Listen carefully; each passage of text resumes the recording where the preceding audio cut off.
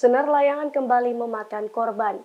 Bocah laki-laki berusia 3,5 tahun di Ciamis, Jawa Barat harus dioperasi dan mendapatkan 10 jahitan di bagian dalam dan 18 jahitan di luar lehernya.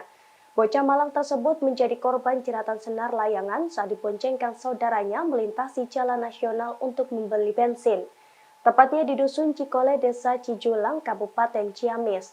Dilansir dari Kompas.com, hal itu diungkapkan oleh Kepala Desa Sukahaji, Aud Sunaria pada Minggu 6 Agustus 2023. Menurut Aud, kejadian tersebut terjadi pada awal bulan ini, di mana saat itu korban berada di paling depan. Sementara pengemudi sepeda motor sama sekali tidak melihat adanya senar yang menjuntai di jalan raya.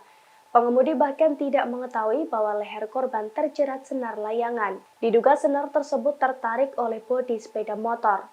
Tak lama pengemudi sepeda motor merasakan ada senar layangan di wajahnya. Saat berhenti, baju korban sudah berlumuran dengan darah.